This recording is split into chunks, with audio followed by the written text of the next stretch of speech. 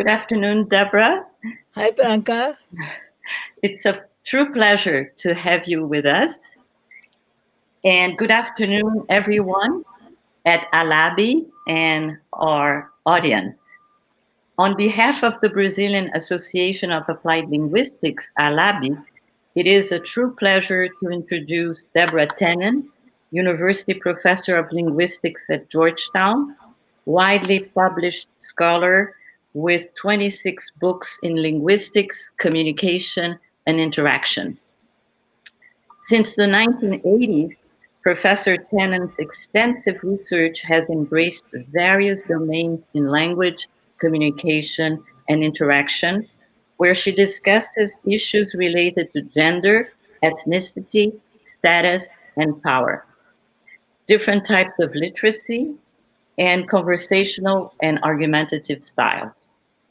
Professor Tannen's discourse theories, presented in several of her books, discuss the complexity of contextualization processes in everyday talk, the semantics of discourse, and how participants interpret silence in talk and interaction. These theories have influenced sociolinguists and applied linguists, not just in the US, but also globally. Her research in interactional sociolinguistics uses a case study method that allows for in-depth analysis of real-life examples. In Deborah Tannen's own words, this method allows the researcher to discover and explain the subtle and complex workings of language and interaction. As we know, Professor Tannen's work has not been limited to academic audiences. Several books, such as You Just Don't Understand and You Are Wearing That, were bestsellers in the New York Times for several years. So, Deborah, I think it's fair to say that you are the most well-known analyst of talk in face-to-face interactions. In your books, you discuss different communicative and sociolinguistic theories, all important contributions to the understanding of everyday communication. For example, in That's Not What I Meant and in You Just Don't Understand, two of your earlier books, you write about how our culturally mediated expectations and conventions or habits inform the way we speak with one another.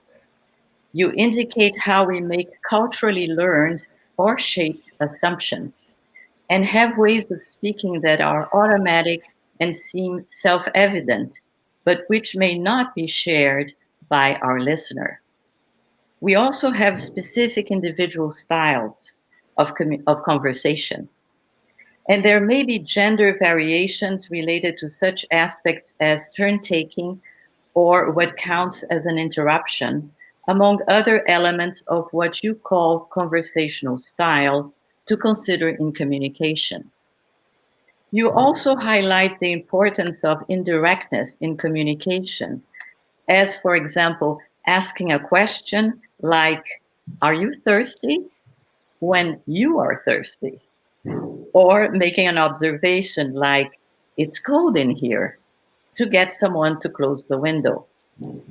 You tell your reader to pay attention not only to the linguistic message, but also to the meta message, how we mean what we say, and remind us that the way we say our words often carries more meaning than the words themselves, or the word itself.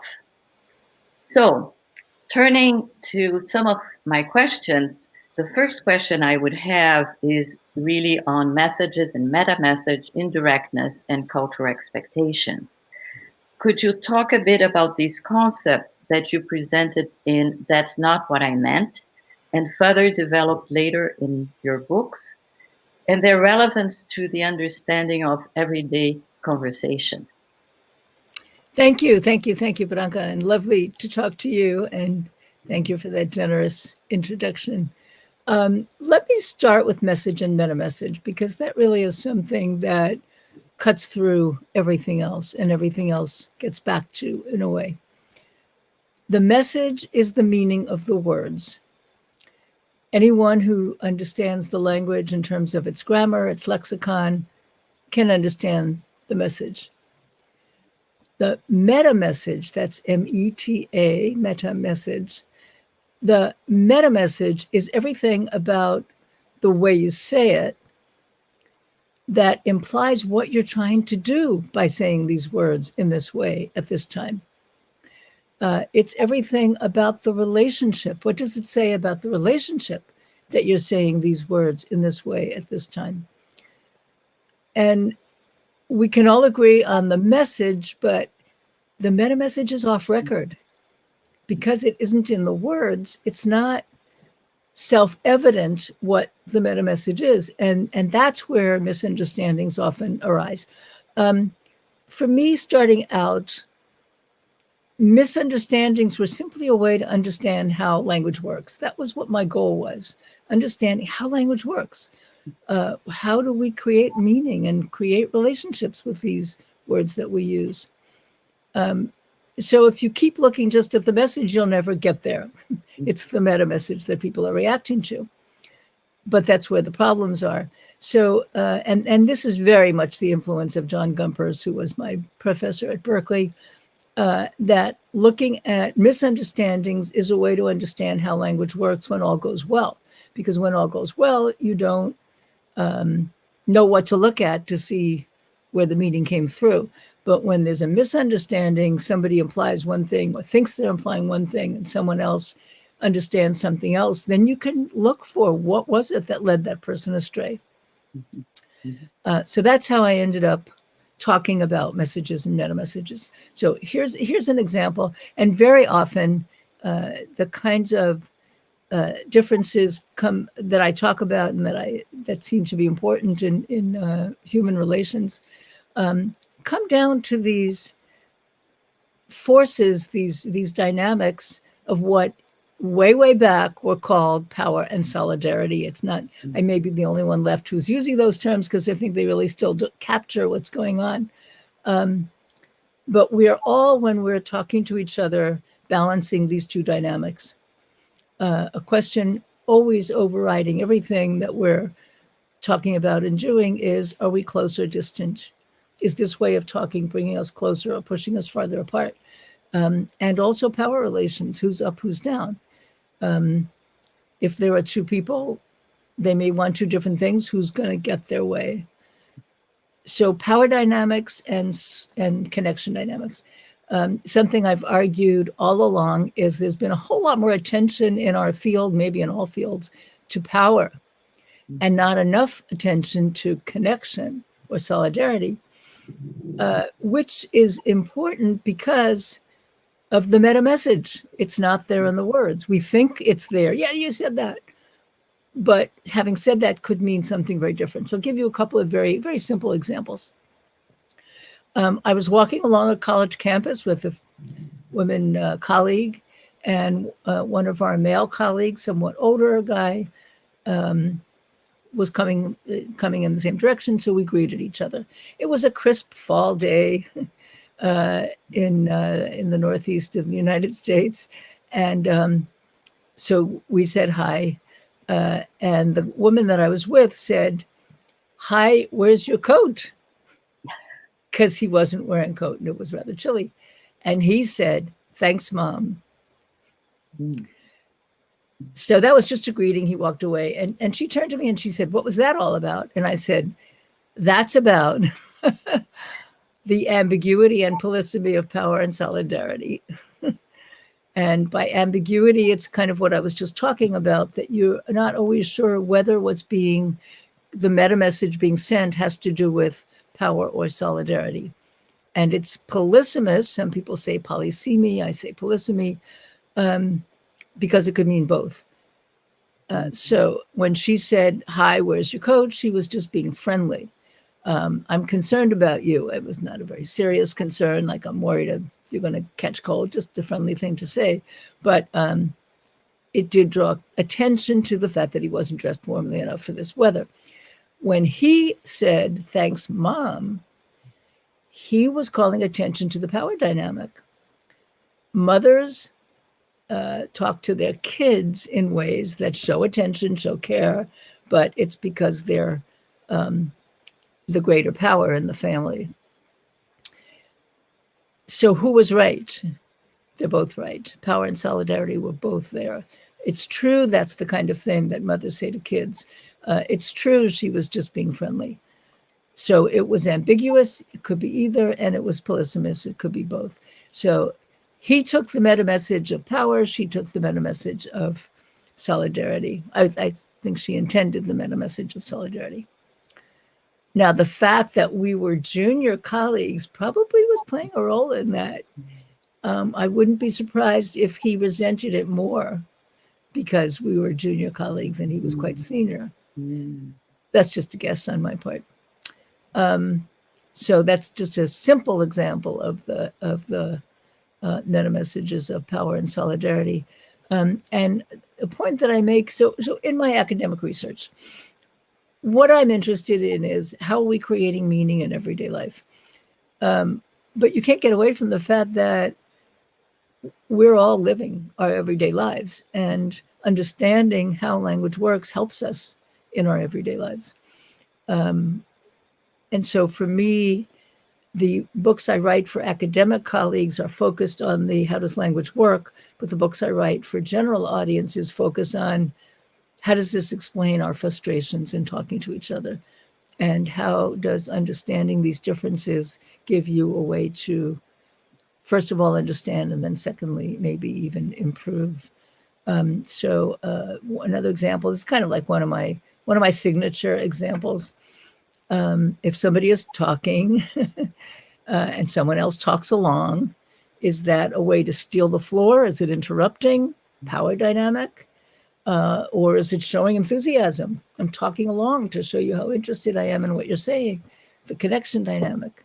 And that too, it could be both. There are conversational styles is a term I use to describe the panoply of ways of talking that characterizes a particular person's ways of speaking. So I can talk about one bit. Are they indirect? Do they use talking along? I call it cooperative overlap as a way of showing enthusiasm. So those would be maybe linguistic features, but altogether, you get a style that is more, that's coherent.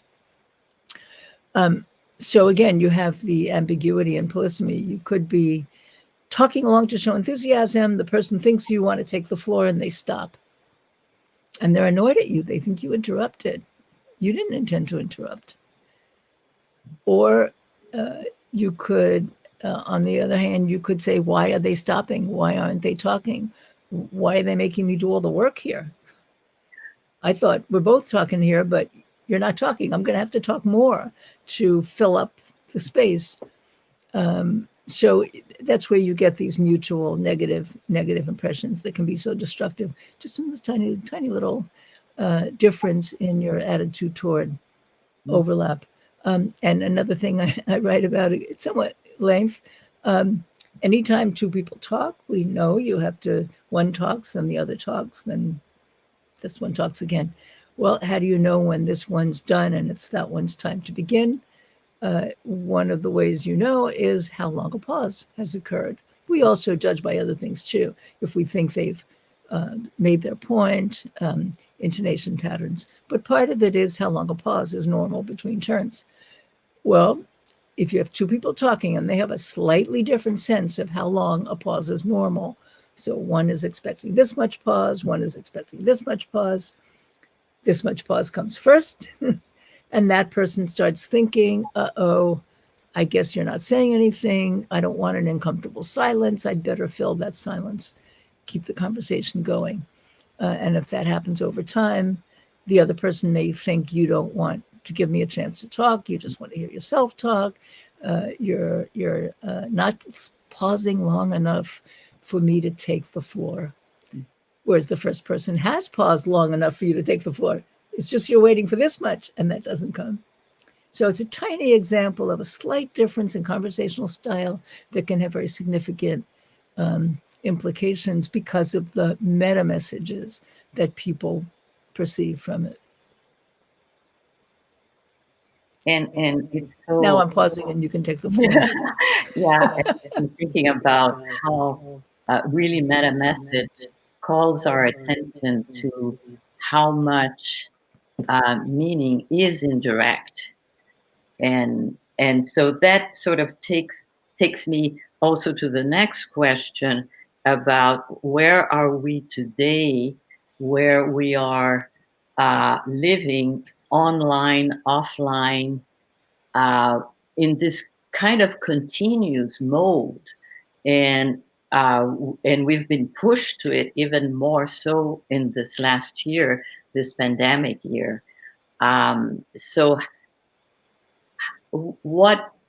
How do the theories that you um, have been using to help us understand talk and interaction would apply? How would they would apply to this new world that we're living right now? All the same dynamics are at play, but of course they take different forms in online communication. Punctuation is a big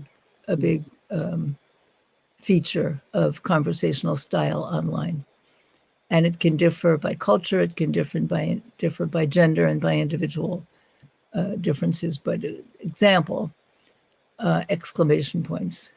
Mm. An exclamation point is one way that you can show your enthusiasm. You're well disposed. Your interest. In fact, for many people, the exclamation point is the unmarked end of sentence communication punctuation, because if you stop with and put a period, for many people, especially young people, that's anger. That has an edge to it. And here, a classic example of cultural differences in ways of speaking. Many of my students have told me their parents keep using periods because they're typing the same way they would type on a typewriter, the same way they would have typed before social media. But to the students, to the kids, to the children that are reporting this to me, it sounds like their parents are angry. And so one student told me not just that you need an exclamation point, but she told me she had to tell her mother, could you please put multiple exclamation points after you say hi? Because if you say hi with one exclamation point, it sounds like you're a little bit annoyed at me. Another difference is the 3 dots. And again, it's students who pointed out to me that a lot of adults their parents' age will use 3 dots to kind of mean on and on. I love you, ... means, I love you and more and more and more. But for many young people, it means taking back what you just said. So I love you ... is like saying, I don't really love you. Or an example that the student actually brought in, she told her father what she had done for her birthday, and the father said, wow, ... which to her meant you couldn't do any better than that. Because he's undercutting what he just said, whereas he meant something like, wow, triple exclamation points. Yeah. So punctuation is one way that we make up for not having the tone of voice, facial expression, all of which would send the meta message, how do I mean what I say? And people are so creative. It's just been wonderful to watch how social media in particular, but all kinds of online communication has evolved. Of course, there's a lot of destructive ways. Maybe we'll talk about that later. But emojis, we started with emoticons. So you had your colon and however you do the colon and parentheses, which looked a little bit like a smile or a frown. And then you got smiley face, frowny face, and then you got emojis with every inflection. You're laughing, but then you're laughing so hard you've got tears, and it continually evolves. I mean, LOL started out as a typical way of saying you're laughing out loud. Then you get LMAO, LM, and more less polite acronyms. Rolling on the floor, laughing my A off, laughing my A off. And then LOL has become almost just like punctuation. It's lost its meaning. There's a kind of linguistic inflation that works in spoken language too, that words tend to keep getting more and more extremely extreme because you want a more extreme form to show your enthusiasm. But the enthusiasm constraint is very significant because this came up as a gender difference in my classes.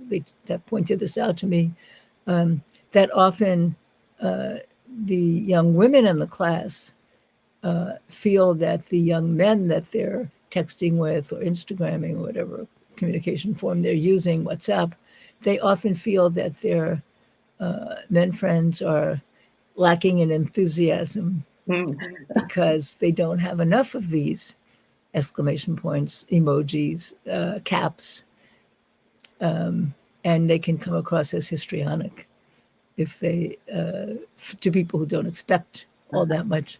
I'll give you an example from the workplace because so much of what I've written has been about personal communication, but I did write one book, Talking from 9 to 5, about workplace communication, and I have an interest in that too.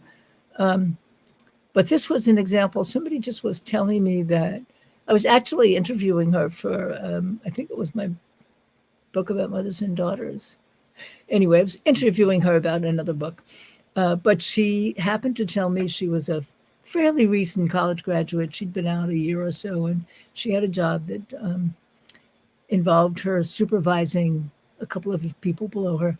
So there was a young man who was an intern that she was supervising, helping him work. And they got along really well. They liked each other. And at one point they had one of these conversations, you know, you have just after you know each other a short while and you see you like each other. It was something like, well, what did you think of me when you first met me? And he said, I thought you were a bitch. Wow. And she said, what? And he repeated it. And she said, why? And he said, because your emails were so harsh. No exclamation points, no capitals. And she said, well, welcome to the world of work. That's not appropriate here at work. And I said to her, welcome to the double bind that women in the world of work are subject to. So that's another concept, which, by the way, Robin Lakoff was the first one to write about. The term double bind comes from Gregory Bateson, as do the terms message and meta-message. But Robin Lakoff was the first to apply it to women, and especially in the world of work. Women have to meet a double bind. It's not like a double standard. A double standard means you have different standards for women and men, but you can meet that standard. It's not fair, but you can meet it. You have to do better. A double bind is a no-win situation. You have to fulfill two sets of expectations, but anything you do to fulfill one actually violates the other.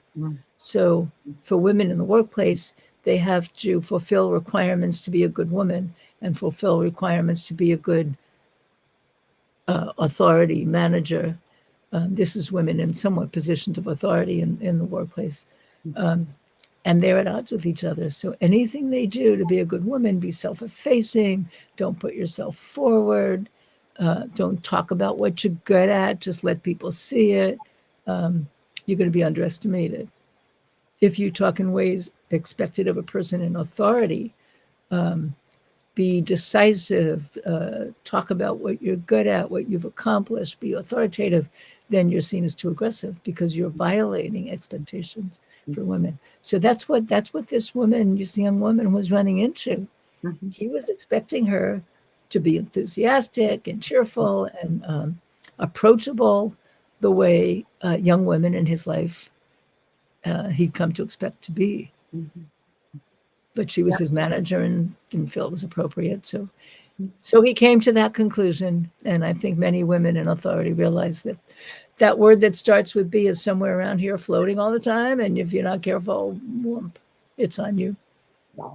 Wow. That's pretty amazing. That's pretty clear. Shocking. It's shocking. Yeah. Because he was so straightforward, because he was so honest. Yeah. I would think guys are thinking that all the time. They just may not say it to your face. Yeah. So it's really interesting how you highlight in your examples and the discussion differences in generation when you pointed out about the differences in punctuation through texting or emails and also differences in gender. So these are some of the variations that we need to sort of keep in mind in our talk, in our interactions. I would like to think about specifically the communication that we're having on Zoom or Canvas, and take it to the discourse analyst. And how do you see the application of your theories and methods, which you developed to understand face-to-face communication, to these new scenarios we have today, and what new challenges should discourse analysts face or envision in analyzing this type of data? So building on what I said so far, the real challenge, I think, is that especially now with the pandemic, but even before that it's this digital communication that has become the norm. For many people, that is their more frequent way of communicating. And so the issue of different norms, different expectations becomes even more important. So this idea of conversational style that I'd been writing about before becomes even more important, especially because things are changing so fast that you don't always know what the norms are going to be next week, or what the other person's style is going to be compared to yours. Just, a quick example, because we do so much of this negotiation online. This was, again, reported to me by someone I was interviewing. I think this was my book about friends, one before the one I just published. So they're just a quick discussion about they're going to go running together during their lunch break. And they have an appointment. They're going to run at a certain time. One of them texts the other, something's come up in the job. Could we go a half hour later? And her friend replies, okay. Her danger signals go up. Her antennas start buzzing. Okay, that's unenthusiastic. That sounds like she's agreeing, but she's not that happy with it. And so they start this back and forth. If it's a problem for you, I can still do one. No, it's not a problem for me. If 1:30 is better for you, let's do 1:30. Well, not if you really want it. And they go, they did end up making a decision. And the one who told me the example was the one who started the whole thing. I think they ended up back where they had started with one. But she said, I'm still not sure what she really wanted. And surely there could have been an easier way to get there. And I think it's the kind of thing that if you're face-to-face with someone, you would kind of know how they meant it. Another example somebody gave me was somewhat similar. A friend texted her. She texted a brief reply saying, okay, and the friend really went into almost like paroxysms of, not if you don't want to, I'm so sorry. And she said, it turned out, she said, no, I was just in a hurry. I was on my way somewhere. I was driving. I couldn't answer. Didn't have time to type out a long answer, so I just gave you a brief one. But again, meta messages. Is the brevity a meta message of discomfort with what you're saying, or even wanting to show something negative, or is it just you're in a hurry? So it's difficult to be interpreting these meta messages in such an impoverished medium. Mm. And then, of course, the other huge challenge for all of us is now going to be Zoom, which is so much. So then you're talking as analysts, you're not just talking about the words, you're talking about the visual, and you're having typewritten comments in the chat. So it's very multimodal. You've got all these things going at once. The days when we were just analyzing recorded conversation, I think they're probably in the past. You've got to be taking into account many more of these channels and media at the same time. Yes, that was a question that I had in the back of my mind, is how much we now need to analyze not only verbal communication, but nonverbal communication, given that we have the means, because all these conversations and discussions on Zoom, many of them or most of them can be recorded. So the data would be there, and you have to acknowledge the data you have. And, yeah. Yes, and of course the nonverbal channel has always been there, has always been important. Linguists, of course, we study spoken language. We started studying spoken language, although a little footnote here. Many have pointed out that a lot of linguistics has been based, although we think we're studying spoken language, it's really written language model that we have in mind, in the sense that we often use the sentence as the fundamental unit, but in spoken language, it isn't the sentence. It's probably the phrase. So the sentence, grammatical sentence, comes really from written language. Per Linnell had a book quite a few years ago, decades ago, I guess, The Written Language Bias in Linguistics. Anyway, but putting that aside, we did, as linguists, tend to focus on language as spoken or written. Although we knew that the nonverbal was important, and there were always people who were studying the nonverbal, like Fred Erickson, one of the giants in that field and one of the pioneers in that field. The rhythmic role, the role of rhythmic synchrony, and seeing Fred put a metronome to interaction is an experience you never forget. But it's becoming increasingly really impossible to put that aside and just focus on the spoken words. Yeah. And I'm just reminded of how much of your work called our attention to how spoken discourse or oral conversational discourse is really inverse, and it's so much the fabric of poetry. And I've always kept this with me when I was listening to data, and it didn't matter what type of data. That was pretty startling. So thank you. I really remember that, and it's a very, very clear point, I think, an important point in your work. Yeah, I'm going to interrupt you here. Sorry. Because I'm really glad you pointed that out. Because I think, in a way, my stance, and I came to the study of linguistics from a background in English literature, as I know many others have. Most linguists do not. Most linguists have come from science, chemistry, John Gumpers, I think also Bill Above, from chemistry, from mathematics. But coming from English literature, it was so clear to me that the things that we always studied there, rhythm, the music of language, the use of details, the use of repetition, the use of figures of speech, all these things, they're the basic building blocks of everyday conversation. That's what theater comes from. That's what poetry comes from. Taking those aspects of spoken language and elaborating it. And so to me, that was jumping out at me, and all these linguists who are just studying, as I say, this written language bias, as if it's all about the grammar and the lexicon.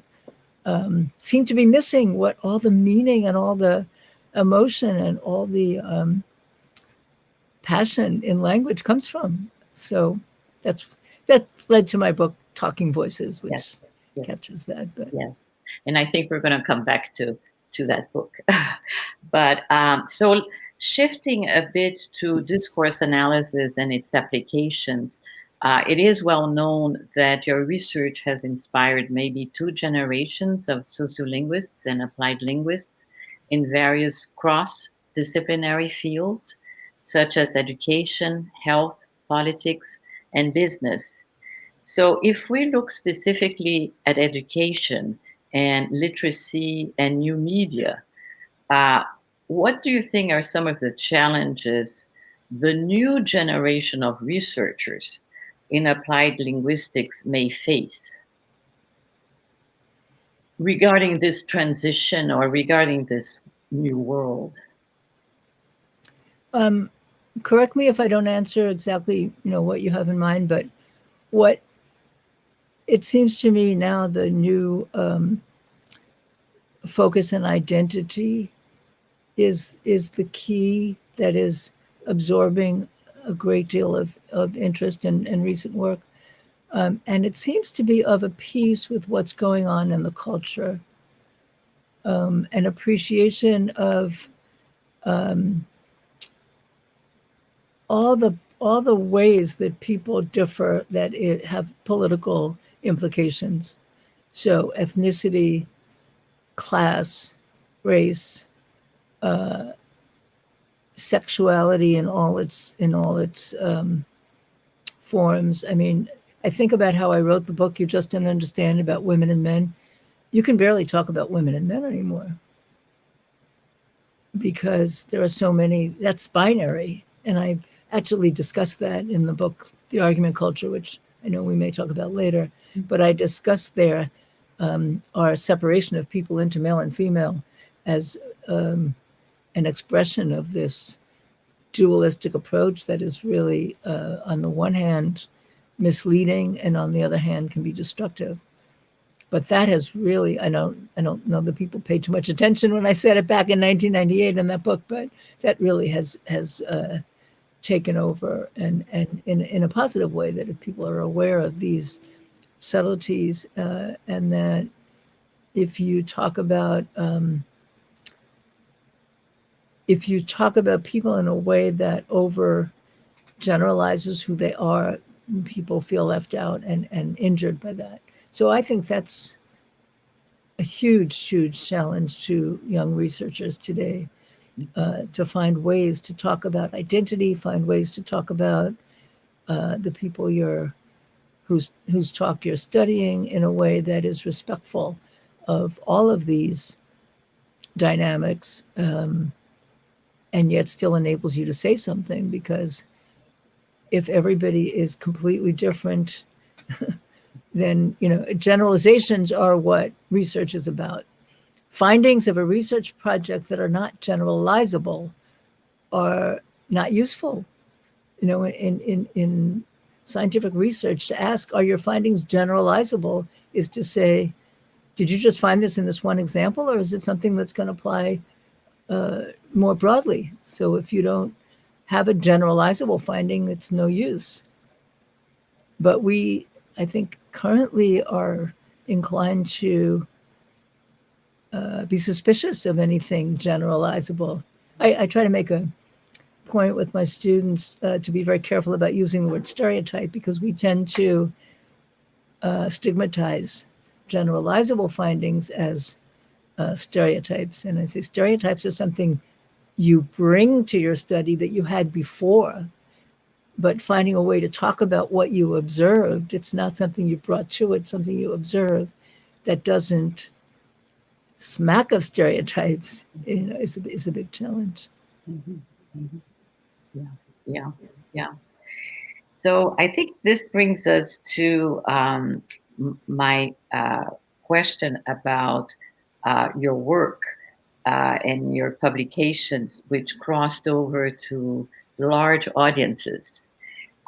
Several of your books, including your latest book, Finding My Father, are written for a general audience. And early in your academic career, you crossed over to publishing for large audiences. So, my first question is, academically, was this move significant, and why? And also, what would you encourage younger scholars to write to a broader audience? I do encourage all scholars to write for a broader audience because we want to be relevant. We want to do some good with our research, but you do run a risk. It's stigmatized in the field to do so, and it's not easy. Why did I want to, and why did I start doing that? I'm not your typical academic. I was already nearly 30 when I started my grad school in linguistics. So I'd been out there in the world, and I had no ambition to have an academic career. Even when I went back to grad school to get a PhD in linguistics, I had been just real briefly. So I got my BA in English literature, and my only goal, this is very much a product of the 60s, my only goal was to leave the country and never come back. And I got as far as Greece. I worked for a while, saved my money, went off on a one-way ticket with a friend.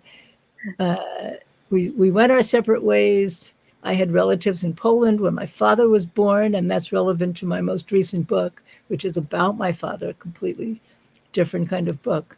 And spend time. We actually have relatives there, which is very unusual for Jews in Poland, but we have relatives there, an aunt that my father loved very much. Anyway, I spent a month there and was supposed to meet my friend in Greece, and we were going to go Turkey, Iraq, Iran, Afghanistan, go across India, take a boat to Japan and teach English in Japan. But she never showed up to meet me. So I was stuck in Greece. I ended up staying in Greece teaching English.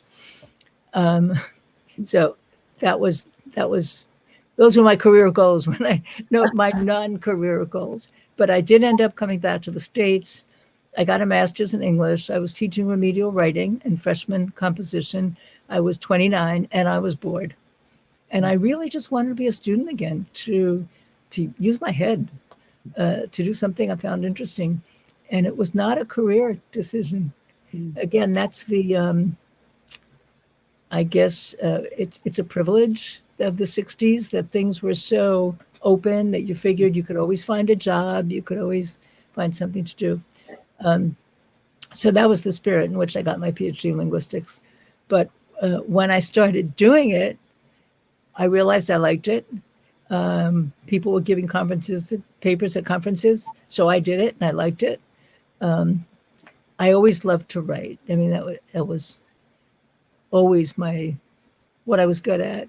Actually, I think it's about the only thing I ever was good at. But so people were writing papers for journals, so I wrote papers for journals. This might be kind of interesting. I always have written poetry and stories and short stories as well, always. And I was also sending off my poems and short stories to literary magazines, and they were getting rejected. Oh. But I found that when I was sending academic articles to journals, they were getting accepted. And I did this all throughout grad school. So by the time I was done, I realized, don't waste your time trying to get poems published. They're not that good. You're better at this other kind of writing. So that's how that happened. But I was so much a creature of the world that I just had not been socialized to see the academic world as the main world. And the kind of stuff I was doing, again, Don Gumper's work, Robin Lakoff's work on gender, the timing was so fortunate. Discourse analysis was in its infancy. It was just being really invented, created. My other professor there, Wally Chafe, had been, he's an American Indianist. He had studied semantics. Just then, he had gotten interested in how people talk in their everyday lives and had gotten a grant. And I was fortunate enough that he invited me to work on it. That became the Pair Stories project. Robin Lakoff, who had gotten into linguistics through really study of syntax. Her great gift was Latin. Had just published when I arrived at Berkeley in 1974. She had just gotten the first copies of Language in Woman's Place. They were published in 72 and 73. Wow.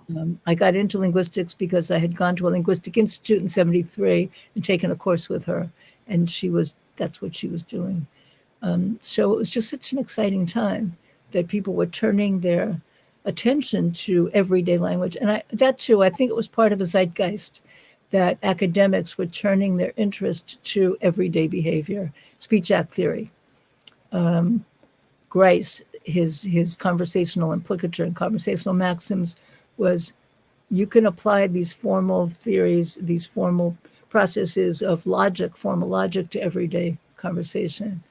Saxon Shegloff, right around that time. Sociologists, and as I understand it, they chose, it was really the influence of the ethnomethodologists of Irving Goffman, Harold Garfinkel, to look at the rule-governed orderliness of everyday behavior. And Saxon Shegloff realized that because of recording technology, if you looked at conversation, you could transcribe it and show in great detail, in close detail, where that orderliness was. So, that I just was lucky that that's where I went. That was the time. But from the very beginning, it was something that everyday people were interested in. I'd find myself at a party or something and I'd start talking about the kinds of things that you asked me about, about indirectness, about gender differences, about interruption. And I'd have a group around me, oh yeah, and they had examples, and I realized it was something that people were interested in. The last thing I'd like to say is, my parents did not graduate from high school. My parents were born in Europe. My father in Poland, my mother in Russia. They came to the United States when they were both just around 12, just about to turn 12, separately, obviously. And both had to quit high school to go to work and support their families.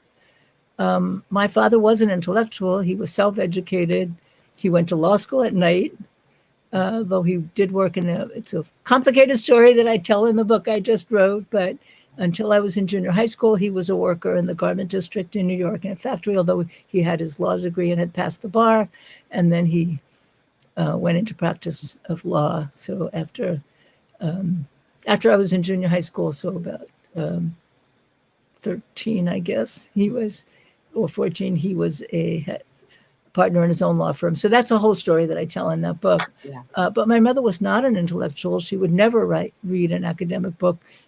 You couldn't talk to her in polysyllabic syntax or polysyllabic words in complex syntax. And so it was second nature to me. I grew up in a working class neighborhood in Brooklyn. It was second nature to me to talk to people in everyday language about what I was doing. And sometimes I say I wanted to write a book that my mother would read. So That's wonderful. That's what I did. That is wonderful. That is wonderful.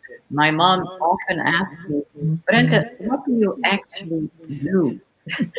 and I would have these complicated explanations. And then one day, lo and behold, she turned to me and she said, I know what you do. You build bridges. You make people understand what they say. I love it. That's beautiful. So she figured it out on her own, and she kept telling all her friends. It was really lovely. That's beautiful. Yeah, very much. So one of the things, and you mentioned so many things related to your choice and what made you, as you were already in your 25, 26, 27, 30, 31, 32, envisioning these two audiences and trying out different possibilities. And I think what stands out for me is that you were not afraid to be to receive rejections, which is the panic.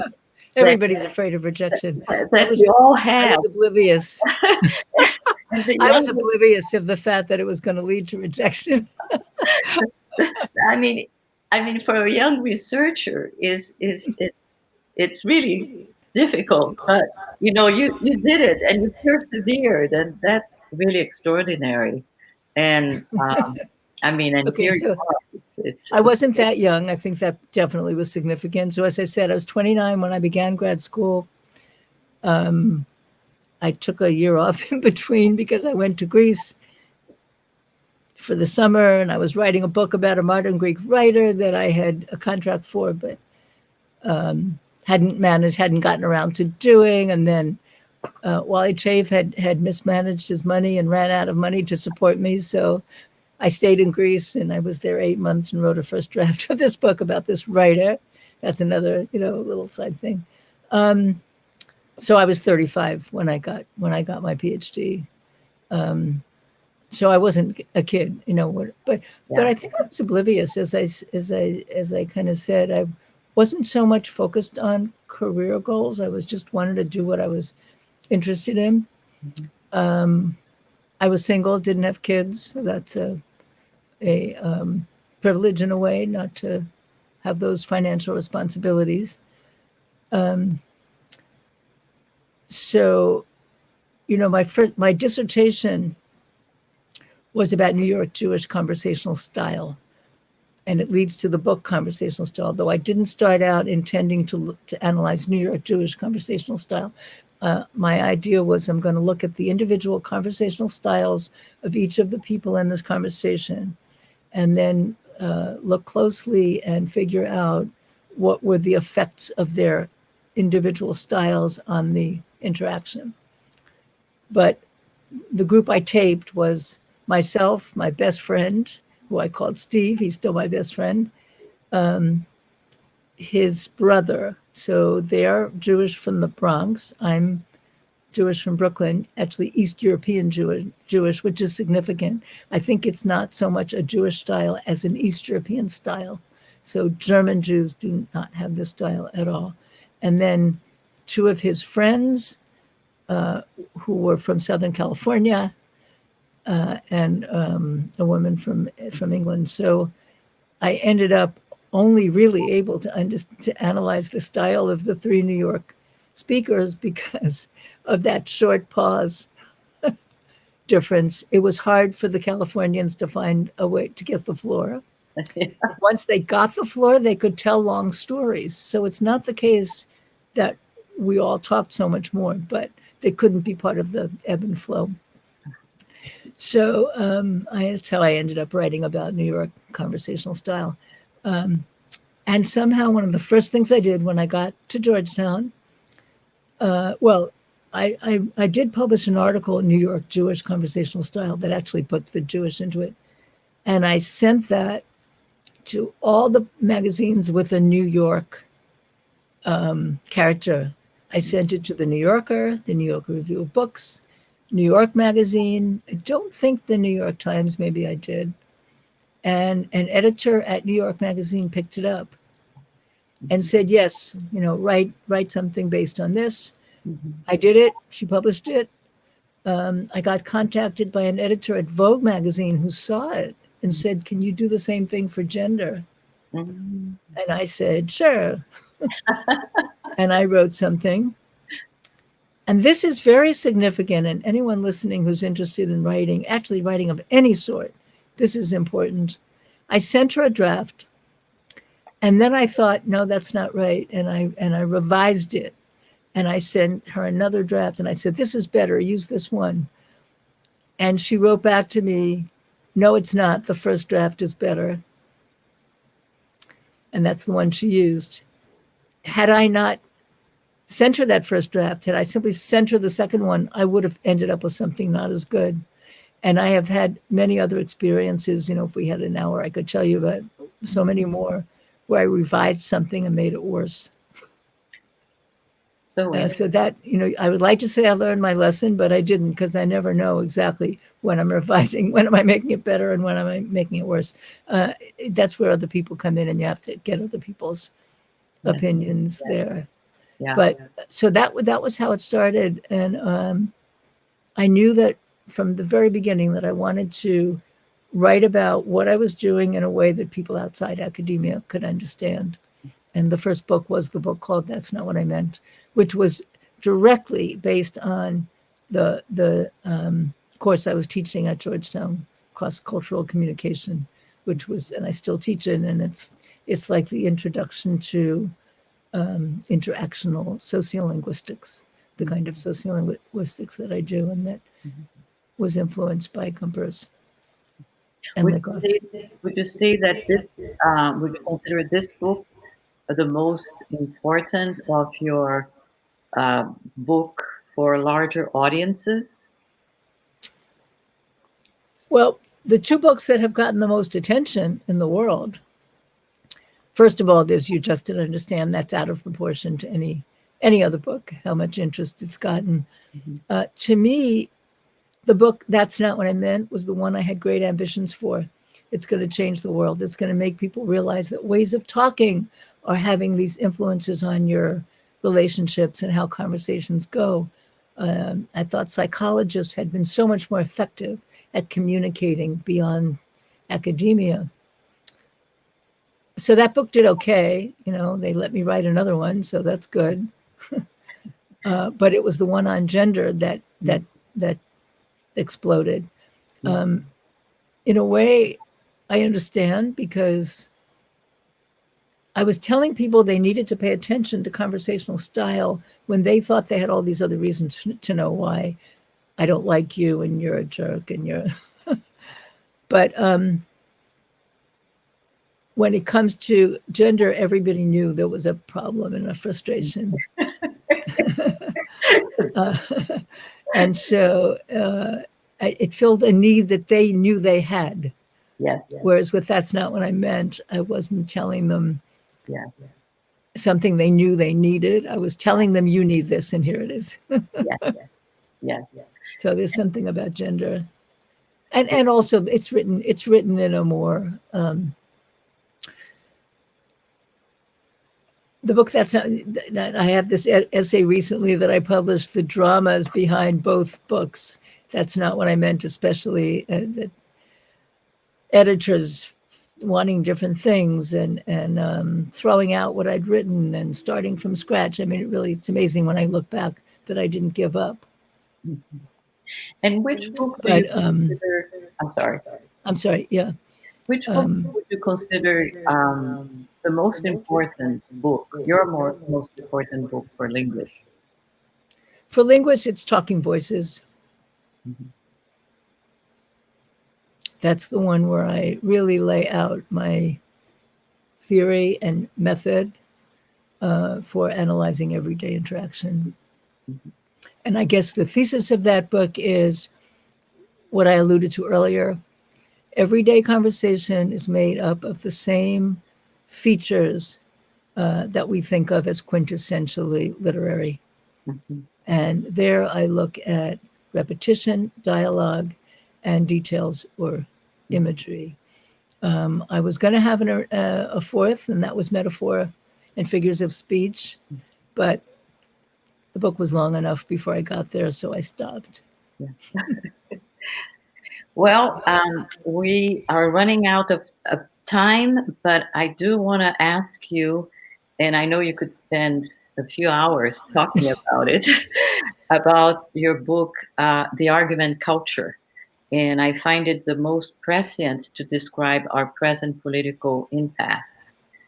Are the political and social divisions in the US and in some other countries like Brazil an outgrowth of the cultural predicaments that you noted in this book 20 years ago? Yes. It's heartbreaking. When I wrote the book, The Argument Culture, I was seeing a valorization, an amplification of taking an adversarial stance to everything. I saw it as a perversion of the assumption that debate and opposition is the best way to get to truth. Find two people with the most extreme views, let them fight it out. And I had chapters there about the press, politics, and law, and lots of evidence that it was happening in all those fields. I report in the one on politics way back in 1994, I think. 94. 14 of the most respected, most experienced, most talented senators had quit. And they said, it's no fun anymore. We can't get anything done because it's become so oppositional. Now, that was 1994. It's only gotten worse. So, yes, I think this terrible, terrible situation we're living through now is an amplification of what started back then. And what I wrote about there, yeah, it's heartbreaking. It's tragic. And I don't see a way out. And unfortunately, very unfortunately, the world of social media has aggravated it. What's happened to our news and news outlets is exaggerating it. At least there were 3 or 4 major news in the United States news outlets that had certain standards that everybody watched on television, and now you've got every fringe perspective represented in some media outlet. Facebook is a megaphone for the most destructive, outlandish, provocative, violence-inducing, and you see what it led to in the United States last week. Yeah. But yes, I do think it's an evolution of what I wrote about and described there. I wish not. Wish it hadn't been. I wish it weren't the case. Yeah. Well, I really want to thank you so much to help us understand not only talk and interaction, but talk as we construct communities and society and relationship. And thank you so much. And thank you so much for making the time. And it's been a true pleasure. I want to also thank the professors, the president of our association, Claudiana Nogueira Alencar, and Glenda Cristiana Valim de Mello, and Professor also Branca Falabella Fabrício for hosting our event and making it possible. And it's been a pleasure. And thank you, Branca. Thank you, everybody who played a role in this, and for inviting me. Thank you.